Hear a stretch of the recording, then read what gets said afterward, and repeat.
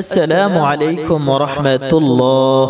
যদি স্বামী স্ত্রীর মধ্যে অমিল দেখা দেয়, পরস্পর হিংসা বিদ্বেষ ঝগড়া মারামারি দেখা দেয়, যা উভয়কে বিচ্ছিন্ন হওয়া পর্যন্ত পৌঁছে দেয়, অথবা দুইজন অংশীদারের মধ্যে অমিল দেখা যায়, যে কোনো ধরনের অংশীদার হোক, ব্যবসা বাণিজ্য হতে পারে অথবা অন্য কোনো কাজের মধ্যে যদি অংশীদার থাকে, কিন্তু অংশীদারদের মধ্যে পরস্পর ঝগড়া তৈরি হয়ে যায় এবং এই অংশীদারিত্ব থেকে আলাদা হয়ে যাওয়া বা বিচ্ছিন্ন হওয়ার নিকটবর্তী চলে আসে, তাহলে এই আমলটি করুন। ইনশাআল্লাহ সেই অনাকাঙ্ক্ষিত বিষয় বা অনৈক্য দূর হয়ে যাবে এবং অযথা গালিগালাজ ঝগড়া ফাসাদ থেকে বেঁচে যাবেন।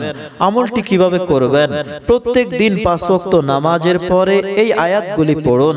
এখানে 4টি আয়াত হুরুফে মুকাত্তাআত এবং একটি আয়াত সূরা রহমানের আয়াত।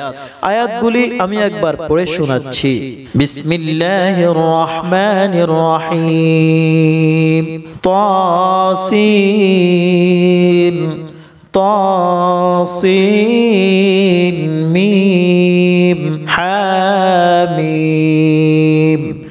আইন সিন قاف مرج البحرين يلتقيان بينهما برزخ لا يبغيان। প্রতিদিন প্রত্যেক নামাজের পরে এই আয়াতগুলি 21 বার পড়ে দোয়া করুন এবং এই আয়াতগুলি লিখে আপনার সাথে রাখুন। ইনশাআল্লাহ পরস্পর অনৈক্য দূর হয়ে যাবে, হিংসা বিদ্বেষ ঝগড়া মারামারি বন্ধ হয়ে যাবে। দ্বিতীয় আমল, স্বামী স্ত্রীর মহাব্বত বৃদ্ধির জন্য একটি ওয়াজিফা। খুব সহজ একটি ওয়াজিফা, ছোট্ট একটি সূরার ওয়াজিফা। প্রত্যেক দিন প্রত্যেক নামাজের পরে অর্থাৎ 5 ওয়াক্ত নামাজের পরে 7 বার করে সম্পূর্ণ সূরা আসর পড়ুন। 30 পারায় এই সূরাটি রয়েছে।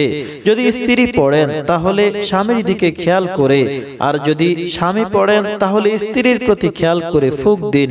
21 দিন এভাবে আমলটি করুন। ইনশাআল্লাহ স্বামী স্ত্রীর মধ্যে মহাব্বত ভালোবাসা তৈরি হবে, স্বামী স্ত্রীর মধ্যে ভালোবাসা বৃদ্ধি পাবে।